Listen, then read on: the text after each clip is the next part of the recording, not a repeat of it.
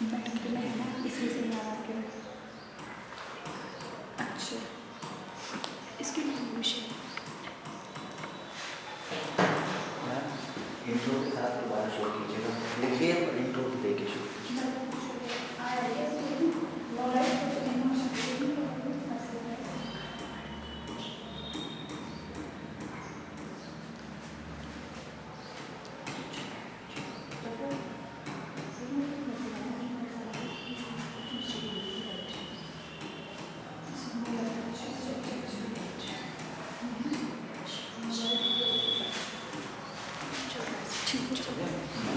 वो फोटो लेने, हाँ फोटो लेके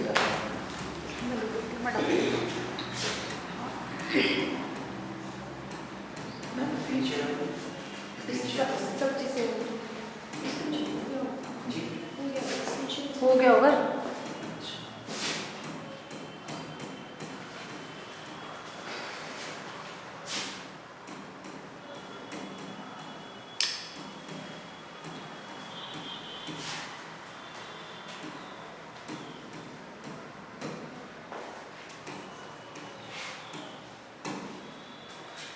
मेरा नाम मीनू है। मैं राजकीय हाई स्कूल कोचारी में सोशल साइंस की टीचर हूँ। और आज हम जो क्वेश्चन पेपर मैंने आपसे कल शेयर किया था उसी के जो कुछ प्रश्न उत्तर हैं उसके बारे में डिस्कस करेंगे। तो पहला प्रश्न मैंने इतिहास विषय से लिया है। तो ये प्रश्न है आपका कि महात्मा गांधी ने असहयोग आंदोलन क्यों चलाया था, इसके क्या कारण थे और इसको स्थगित क्यों किया गया। तो आप क्लास 10th के स्टूडेंट हैं और आपको अच्छे से मालूम है कि महात्मा गांधी जी कौन थे। महात्मा गांधी जी जिन्हें भारत में हम राष्ट्रपिता के नाम से संबोधित करते हैं और महात्मा गांधी जी का भारतीय इतिहास में बहुत ही महत्वपूर्ण योगदान रहा है। उनका नाम हमारे भारतीय इतिहास में स्वर्णाक्षरों में अंकित है और प्रति वर्ष हम 2 अक्टूबर को उनका जन्म दिवस भी पूरे देश भर में धूमधाम से मनाते हैं। तो महात्मा गांधी जी जो हैं उनका पूरा एक युग है जो भारतीय इतिहास में अंकित है। वो काल है आपका 1919 से लेकर 1947 तक का काल। तो ये काल आपको याद रहे इसलिए मैं यहाँ पर इसको लिख देती हूँ और ये आप इसको महात्मा गांधी जी का युग कहकर संबोधित कर सकते हैं। तो ये युग है आपका सन 1919 से लेकर 1947 तक जो है हम इसको काउंट करते हैं। अभी मैं आपको असहयोग आंदोलन को शुरू करने से पहले महात्मा गांधी के बारे में थोड़ा सा बताना चाहूंगी और यदि आप भी प्रश्न का उत्तर इस तरीके से लिखते हैं तो आपको उत्तर ज़्यादा मिलने के चांसेस रहते हैं, क्योंकि जब भी कोई क्वेश्चन का आंसर हम जो है उसको चेक करते हैं तो ये देखते हैं कि केवल बच्चे ने क्वेश्चन का आंसर ही याद किया है या उसने पूरा सिलेबस भी पढ़ा है, क्या वो उस बात को जानता है कि नहीं जानता है। तो महात्मा गांधी जी जैसे कि आप सभी जानते हैं कि साउथ अफ्रीका से उन्होंने वकालत की पढ़ाई की थी और सन 1915 में वो भारत लौटे थे। तो जो महत्वपूर्ण डेट्स हैं उनको मैं यहाँ पर लिखूंगी ताकि आपको जो है वो आसानी रहेगी। महात्मा गांधी जी साउथ अफ्रीका से दक्षिण अफ्रीका जिसको हम कहते हैं भारत वापस लौटे थे।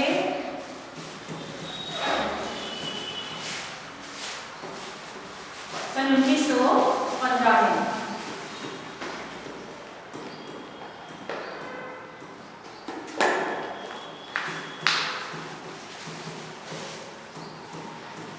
जब 1915 में यहाँ वो भारत आए और उन्होंने देखा कि अंग्रेज किस तरीके से भारतीयों को दलित कर रहे हैं, उनका शोषण कर रहे हैं और भारतीयों की कोई भी ऐसा एक व्यक्ति नहीं है या कोई भी प्रतिनिधित्व करने वाला नहीं है जो अंग्रेजों के खिलाफ डट के सामने खड़ा हो सके। तो धीरे धीरे उन्होंने चीज़ों को समझा और इसके बाद वो एक कुछ आंदोलन थे उनमें शामिल हुए थे। तो सबसे पहला आंदोलन था 1917 का जो चंपारण बिहार में हुआ था। बिहार के चंपारण जिला है, वहाँ पर उन्होंने एक किसान आंदोलन में भाग लिया था और ये जो आंदोलन था ये सत्याग्रह से प्रेरित था। गांधी जी ने यहाँ पे अपना सत्याग्रह का प्रयोग किया तो ये भी आप इसी चैप्टर में पढ़ेंगे, ये भी इम्पोर्टेंट है, मैं इसलिए इसको भी लिखूंगी सत्याग्रह से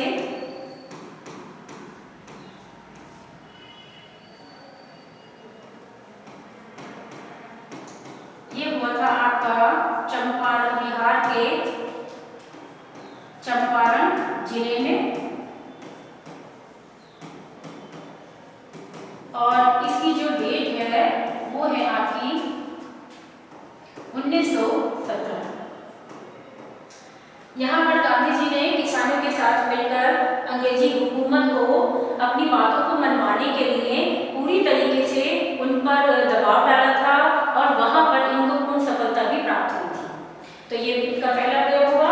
उसके बाद में जो दूसरा प्रयोग था इनका, वो था आपका गुजरात का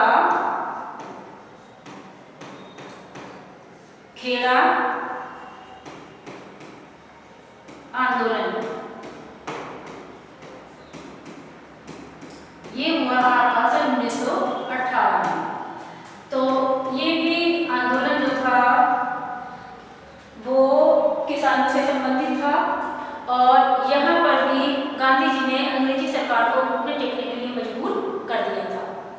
इसके बाद में यहाँ पर इन्होंने सफलतापूर्वक 1917-18 से लेकर 1947 तक अपनी महत्वपूर्ण योगदान, अपनी महत्वपूर्ण भूमिका भारतीय इतिहास में अदा की थी, और भारत को स्वतंत्रता दिलाने में महत्वपूर्ण भूमिका निभाई थी। इसी क्रम में सन 1920 में शुरू होता है आपका असहयोग आंदोलन, जिसकी आज हम चर्चा करेंगे। लेकिन असहयोग आंदोलन को पहले हम समझ लें कि हमने इसको असहयोग क्यों कहा है। इसकी शुरुआत होती है 1920 में। तो असहयोग आंदोलन को आप पहले समझ लीजिए कि हमने इसको असहयोग क्यों कहा है, क्योंकि इस आंदोलन को अगर हम असहयोग का संधि विच्छेद करते हैं तो शब्द निकलकर आता है धन सहयोग।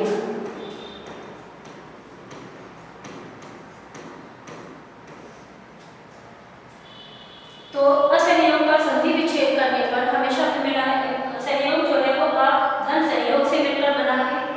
तो गांधी जी ने अपनी हिंद स्वराज पुस्तक में लिखा था कि भारत देश में अंग्रेज ने जो हुकूमत कर रहे हैं वो केवल इस वजह से कर रहे हैं कि उनको भारतीयों का सहयोग प्राप्त हो रहा है, और यहाँ पर पैर जमाने में भी उन्हें भारतीयों का सहयोग प्राप्त हुआ था। यदि हम अंग्रेजों को सहयोग देना ही बंद कर देंगे तो संभवतः हम बहुत शीघ्र ही स्वराज को प्राप्त कर लेंगे। तो इसलिए गांधी जी ने इस आंदोलन को असहयोग आंदोलन कहा है, और भारतीय इतिहास में ये आंदोलन मील का पत्थर साबित हुआ, क्योंकि ऐसा कहा जाता है कि यदि इसको स्थगित न किया जाता तो निश्चय ही हम अपने स्वराज को प्राप्त करने में सफलता हासिल कर लेते।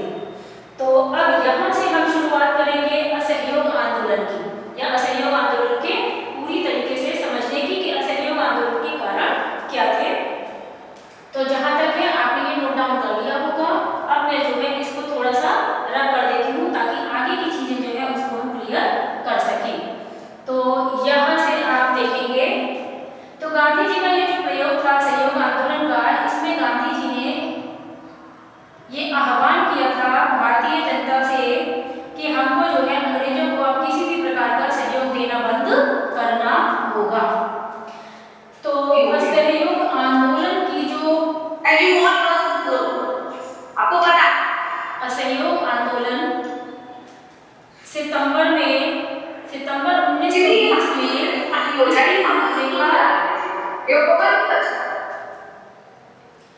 असहयोग आंदोलन की रूपरेखा 1920 में सितंबर अधिवेशन में तय की गई थी, और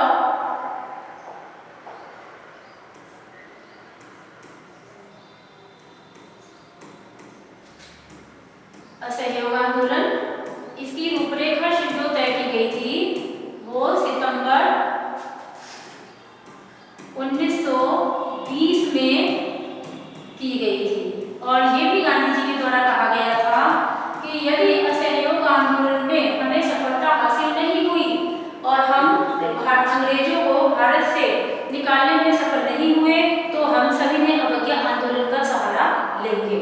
तो अब हम यहाँ पर देखेंगे कि असहयोग आंदोलन 1920 में पूरी तरीके से शुरू हो गया था। और कब शुरू हुआ था? दिसंबर में। और कोलकाता अधिवेशन में इसको मूर्त रूप दे दिया गया था। बच्चों, मैं आपको ये भी बता दूं कि जब भी हमारा मैप भरने के लिए आता है, मानचित्र को जब हम भरते हैं तो उसमें ये अधिवेशन अधिकांशतः आता है कि दिसंबर 1920 का दिसंबर 1920 का अधिवेशन भारतीय राष्ट्रीय कांग्रेस का कहाँ पर हुआ था। तो आप उसको आसानी से भर सकेंगे और यहाँ से आपको याद भी रहेगा, अलग से याद नहीं करना पड़ेगा कि दिसंबर का भारतीय राष्ट्रीय कांग्रेस का अधिवेशन सन 1920 का कहाँ हुआ था। तो आप उसको फिर कर पाएंगे 1920 में।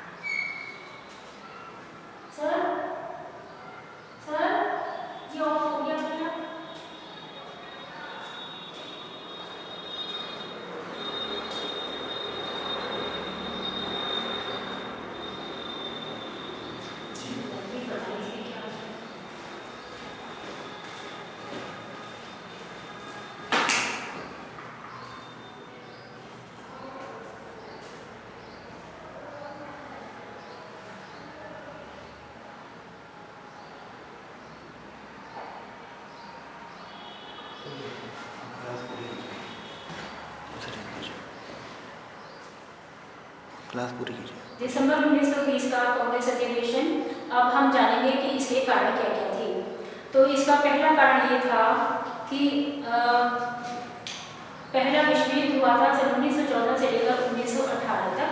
तो 1914 से 1918 तक की जो विश्व युद्ध चला था उसमें शामिल होने से पहले ब्रिटिश गवर्नमेंट ने ये बात कही थी कि ये युद्ध में जो है भारतीय हमें सहयोग कर दें, उसके पश्चात हम भारतीयों को उनका देश वापस लौटा देंगे, उनका राज्य वापस लौटा देंगे। तो युद्ध चूंकि एक लंबी अवधि तक खिंच गया था, पूरे 4 वर्ष युद्ध चला था। जैसे ही 4 वर्ष का युद्ध पूर्ण हुआ, जो ब्रिटिश सरकार थी या ब्रिटिश गवर्नमेंट थी वो अपने वायदे से मुकर गई और उन्होंने भारतीयों को स्वतंत्रता या उनका स्वराज वापस देने से मना कर दिया। तो पहला कारण जो था असहयोग आंदोलन को शुरू करने का ये कारण था। इसके बाद में जो इस बात से जो भारतीय जनता थी वो बहुत ही ज़्यादा नाराज थी, उसमें बहुत ज़्यादा आक्रोश भरा हुआ था। इवन जितने भी बड़े बड़े राजनेता थे वो भी इससे बहुत ही ज़्यादा आक्रोशित हुए थे और जनता को ये महसूस हुआ था कि ब्रिटिश सरकार ने हमारे साथ में विश्वासघात किया है। दूसरा जो इम्पोर्टेंट कारण था वो कारण था आपका खिलाफत आंदोलन। जो टर्की के सुल्तान थे उनको ब्रिटिश सरकार के द्वारा वो सम्मान नहीं दिया जा रहा था जो उनको दिया जाना चाहिए था और उनके साथ में जो है वो दुर्व्यवहार या अपमान जो है उनका किया जा रहा था। इससे जो भी मुस्लिम समुदाय था उसमें बहुत ही ज़्यादा नाराजगी थी और मुस्लिम लोग भी ब्रिटिश सरकार से बहुत ही ज़्यादा नाराज थे। गांधी जी भी इस बात को देख रहे थे, तो गांधी जी ने जो है पूरा सहयोग दिया मुस्लिम संप्रदाय को, ताकि जो है उन्होंने उनके साथ में ये शेयर किया कि यदि मतलब उनकी एक ऐसी विचारधारा थी कि क्यों ना मुस्लिम लोग भी हम हिंदुओं के साथ में मिलकर भारत देश को आज़ाद कराने में महत्वपूर्ण भूमिका निभाएं और हम अगर एकजुट होंगे तभी हम ब्रिटिश लोगों को अपने देश से बाहर निकाल सकते हैं। तो इसके लिए उन्होंने खिलाफत आंदोलन में मुस्लिम संप्रदाय को पूरा सहयोग देने का निश्चय किया, लेकिन साथ ही दोनों जो है वो एकता के सूत्र में बंध गए और ब्रिटिश गवर्नमेंट को ये एहसास दिलाने की भरपूर कोशिश की गई कि आपको हमारा देश वापस लौटाना होगा, इसके अलावा हम किसी भी बात पर राजी नहीं होंगे।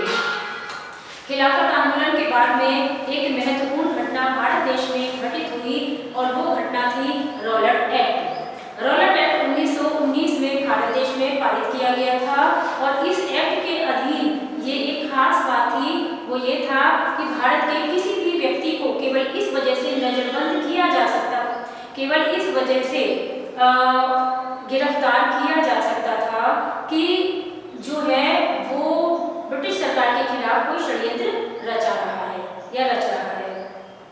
तो ये एक गंभीर मुद्दा था और किसी भी व्यक्ति को कितने भी समय तक कारावास में रखा भी जा सकता था और उस पर कोई मुकदमा भी नहीं चलता और सरकार उसके लिए कोई भी प्रकार की जवाबदेही देने को तैयार नहीं थी कि उसे किस अपराध के अंतर्गत कारावास में रखा जा रहा है। बस एक बात उन्होंने कह दी कि किसी भी व्यक्ति पर देशद्रोह का मुकदमा चलाया जा सकता है। तो इसीलिए क्या हुआ कि जो बड़े बड़े नेता थे उनको कारावास में डालने की तैयारी की जाने लगी। तो ये जो रॉलेट एक्ट था इसका विरोध जो है वो भारतीय जनता ने पुरजोर तरीके से किया और इसे अपना अपमान समझा कि आप किसी भी भारतीय को कैसे ये कह सकते हैं कि वो जो है किसी मतलब कोई चीज में आप बिना किसी पर कोई मुकदमा चलाए, बिना किसी को उसका अपराध बताए कारावास में नहीं डाल सकते हैं। तो ये भारतीयों के लिए बड़े अपमान की बात थी और उन्होंने इस बात को बहुत ही ज़्यादा व्यक्तिगत रूप से लिया और उसका पुरजोर विरोध भी किया था। तो एक अभी तक जो आपने पढ़ा, जो आपने नोट डाउन किया होगा, तो वो पहला तो हो गया है आपका प्रथम विश्व युद्ध, इसका एक कारण था असहयोग आंदोलन का, दूसरा कारण था आपका खिलाफत आंदोलन और जो तीसरा कारण था वो रॉलेट एक्ट। लेकिन भारतीय इतिहास में एक काला अध्याय और जुड़ता है सन 1919 में और वो था आपका जलियांवाला बाग हत्याकांड। ये जो हत्याकांड हुआ था ये भारतीय देश के लिए बहुत ही एक बहुत बड़ी दुखद घटना थी और इसने भारतीय समाज को पूरी तरीके से हिला कर रख दिया और इससे ये लगभग तय हो गया था कि भारतीय चाहे ब्रिटिशर्स के लिए कुछ भी कर लें लेकिन वो जो है अपने जो कुकृत्य हैं उनको करना बंद नहीं करेंगे। हुआ यूँ था कि पंजाब के अमृतसर में एक जगह बाग था जलियांवाला, तो वहाँ पर जो भारतीय लोग थे जिसमें बच्चे भी थे, बूढ़े भी थे, जवान लोग भी थे और नवयुवा भी थे, वो सब शामिल हुए थे और वहाँ पर एक जो है वो शांति सभा आयोजित हुई। तो उसके लिए सब लोग आयोजित हुए थे और इसके अलावा ये दिन था आपका 13 अप्रैल 1919। तो जो 13 अप्रैल 1919 को जो था वो सब लोग जो है यहाँ पर इकट्ठे हुए थे। लेकिन होता क्या है यहाँ पर कि जो बड़े बड़े नेता होते हैं वो सब तो पहुँच नहीं पाते हैं और आम जनता वहाँ समय से पहले ही पहुँच जाती है और भीड़ जो है वो बहुत ज़्यादा संख्या में थी। और जो जलियांवाला बाग था तो उसमें जो बाहर आने और जाने के लिए एक ही गेट था जो काफ़ी संकरा था। तो सडन क्या होता है, जो वहाँ पर पंजाब के गवर्नर होते हैं जनरल डायर, वो वहाँ पहुँच जाते हैं और निहत्थी जनता को बिना कोई चेतावनी दिए हुए उस पर गोली बरसाने का आदेश सैनिकों द्वारा दे देते हैं।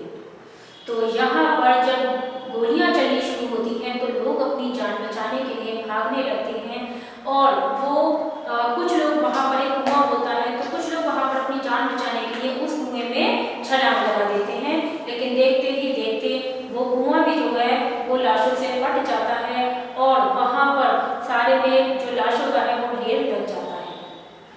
तो ये कुकृत्य जो किया गया था जनरल डायर के द्वारा किया गया था, निर्मम लोगों की हत्या की गई। और उससे भी दुखद पहलू ये था कि जब ब्रिटिश गवर्नमेंट से इस पर एक जांच कमेटी बैठाने की बात की तो उन्होंने जांच कमेटी तो बैठाई पर जनरल डायर को किसी भी प्रकार से इसके लिए जो कड़ी कार्यवाही या जो कार्यवाही वास्तव में उन पर होनी चाहिए थी ऐसा कुछ भी उन्होंने नहीं किया। अब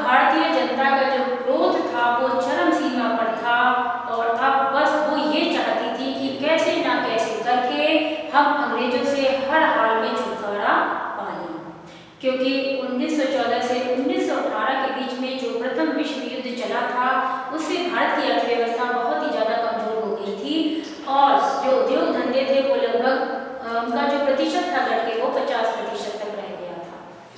तो ये जो असहयोग आंदोलन के मुख्य कारण थे, ये कारण थे। और इसके बाद में गांधी जी ने जो आपको बताया था कि कोलकाता का दिसंबर का अधिवेशन हुआ था 1920 में, ये निर्णय ले लिया था कि यदि हमें अंग्रेजों को भारत से भगाने में असहयोग आंदोलन के बाद भी सफलता नहीं मिलती है तो हम सभी ने अवज्ञा आंदोलन की तैयारी भी करेंगे। अब मैं इसी में आपको ये बताती हूँ कि अभी जो आपने जैसे असहयोग आंदोलन पढ़ा तो इसी में अगर शॉर्ट नोट में लिखने के लिए आता है तो आपका खिलाफत आंदोलन भी आ जाता है, आपका जलियांवाला बाग हत्याकांड भी आ जाता है और इसके अलावा जो कभी कभी आता है तो वो आता है आपका रॉलेट एक्ट। तो आपने इन तीनों पर शॉर्ट टिप्पणी जो है जो मैंने आपको बताया है आप उसको उस प्रकार से लिख सकते हैं जो मैक्सिमम मार्क्स हैं वो आपको इसमें मिलने की पूरी संभावना रहेगी। तो इतिहास की बड़ी अच्छी बात होती है कि वो अपने आप में प्रश्न तो एक ही रखता है लेकिन उसमें कई सारे उत्तर समाहित हो जाते हैं। तो अब हम इसके बाद जहाँ तक मैं उम्मीद करती हूँ आपको अच्छे से समझ में आ गया होगा, इसके बाद में हम बात करते हैं कि सहयोग आंदोलन जब भारत में शुरू हुआ 1920 में तो उस 1920 के अधिवेशन में क्या क्या हुआ, गांधी जी ने जनता से कौन सी अपील की। तो सबसे पहली जो अपील की थी वो ये थी कि भारतीय जनता को स्वदेशी चीजों को ज्यादा से ज्यादा अपनाना है। ठीक है, इसमें क्या था कि ज्यादा से ज्यादा, इसके अलावा मैं एक काम और करती हूँ कि इसके जो कारण होते हैं वो इनको एक बार लिख देती हूँ। ठीक है, तो इसके जो कारण हैं वो क्या है आप पहले इसको नोट डाउन कर लें तो आपको आसानी रहेगी। तो इसके कारण में आ गया पहला जो मैंने आपको विस्तार से बताया है, आप घर पर प्रैक्टिस करिएगा और इसको लिखने की कोशिश कीजिएगा तो आप ये भी जान पाएंगे कि जब आपने ऑनलाइन टीचिंग की थी तो उससे आपको याद करने में, रिकॉल करने में कितनी सहायता मिलती है और आप एक कोशिश करेंगे अपने दिमाग पर जोर डालने की जिससे आपका माइंड भी शार्प होगा। तो प्रथम विश्व युद्ध इसका कारण बना था, दूसरा मैंने आपको बताया था खिलाफत आंदोलन भी इसका कारण बना था जो तुर्क के जो खलीफा थे उनसे संबंधित था और इसमें जो इसका कारण बना था वो बना था रॉलेट एक्ट। ये भी इसका कारण बना था।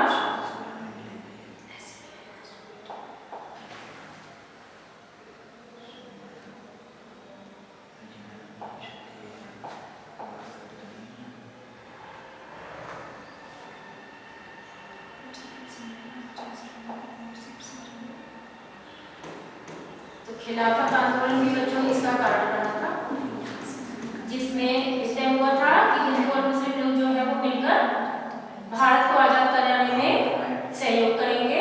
तीसरा मैंने आपको बताया था रॉलेट एक्ट, ये सब आपके शॉर्ट नोट में आते हैं इतिहास के जब आपकी बोर्ड परीक्षाएं होती हैं।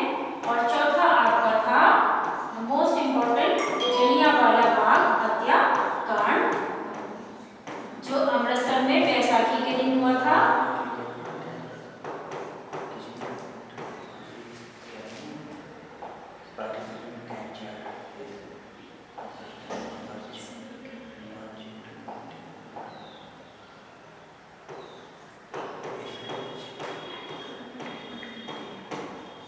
इन सब कारणों के बावजूद अंततः 1920 में आपका शुरू हो जाता है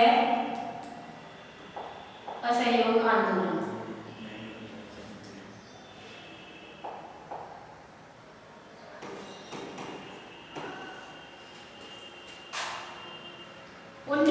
के असहयोग आंदोलन में जो हमारी उपलब्धियां थी या जो गतिविधियां थी वो क्या क्या थी वो भी हमको पता होनी चाहिए।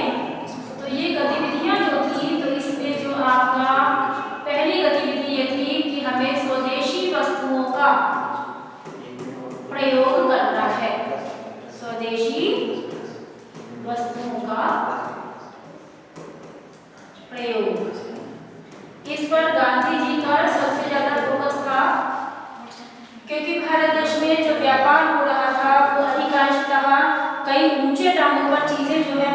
लोग खरीदते थे और विदेशों से चीजें तैयार होकर आती थी और जिसका दबाव होता था कि भारतीय लोगों को ये खरीदनी है। तो गांधी जी ने असहयोग आंदोलन में सबसे इम्पोर्टेंट बात यही कही थी कि आपको स्वदेशी वस्तुओं का अधिकांशतः प्रयोग करना है जिससे अंग्रेजी सरकार घुटने टेकने पर मजबूर हो जाए। दूसरा है आपका जितनी भी उपाधियां और जितने भी सम्मान भारत की जनता को या भारत की विभूतियों को मिले हुए थे और उनको ब्रिटिश सरकार को वापस लौटाना, ताकि जो अपमान को हमें महसूस करा रहे थे वो उनको भी महसूस होना चाहिए था कि हम भारत के चंद लोगों को कुछ उपाधियां और सम्मान देकर आप उनके आत्मसम्मान को खरीद नहीं सकते हैं। जो उनकी मूल भावना है वो वही है कि उनको अपना देश वापस चाहिए ही चाहिए, इससे कम कीमत पर वो तैयार नहीं है। तो ये जो बात है ये तय की गई थी कि जितनी भी उपाधियां और सम्मान ब्रिटिश गवर्नमेंट ने हमारे देश के महत्वपूर्ण व्यक्तियों को दिए हैं उनको वापस लौटा दिया जाएगा। रविन्द्रनाथ टैगोर जी ने भी जो उनको उपाधि मिली थी वो ब्रिटिश सरकार को वापस लौटा दी थी।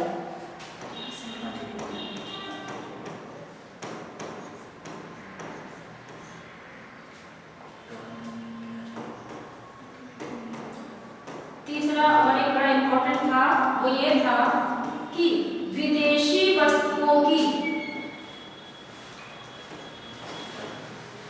जितनी भी विदेशी वस्तुएं थी या जो विदेशों से आयातित चीजें थी उनकी चौराहों पर रखकर होली जलाई गई। तो ये अंग्रेजी सरकार को डराने के लिए डराने के लिए बिगाड़ने के लिए महत्वपूर्ण कदम था कि हमने जो है विदेशी वस्तुओं की होली जलाई और एक तरीके से कहा जाए तो उनका ये पूरी तरीके से और सार्वजनिक रूप से बायकॉट किया गया था। ठीक है, तो ये एक चीज ये हो गई। इसके अलावा एक बड़ी इंपॉर्टेंट चीज ये भी थी कि क्या किया गया कि ये किया गया कि जो है इन्होंने इसमें जनता से आह्वान किया था कि जनता पे जो भी लोग सरकारी नौकरियों से जुड़े हुए हैं या स्कूल कॉलेज से जुड़े हुए हैं या न्यायालयों से जुड़े हुए हैं वे सभी के सभी क्या करेंगे, वे सभी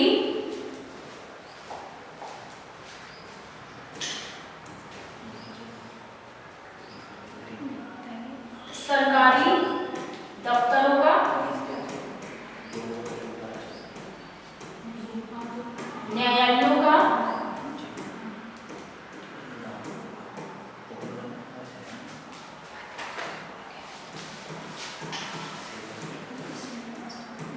स्कूल और कॉलेजेस का बहिष्कार किया जाए। जो भी लोग सरकारी नौकरी में थे उन्होंने नौकरियों से त्यागपत्र दे दिया। जो युवा वर्ग कॉलेजेस में पढ़ा था जो ब्रिटिश सरकार के अधीन चलते थे तो उनका भी जो है बहिष्कार किया गया। लोगों ने जो है सरकारी दफ्तरों में जाना छोड़ दिया, वकीलों ने अदालतों में जाना छोड़ दिया और जो युवा वर्ग हमारा सरकारी स्कूलों में पढ़ रहा था जो ब्रिटिश सरकार की छत्र छाया में चल रहे थे उन्होंने उनमें भी जाना बंद कर दिया था। तो ये जो सारी गतिविधियां हुई थी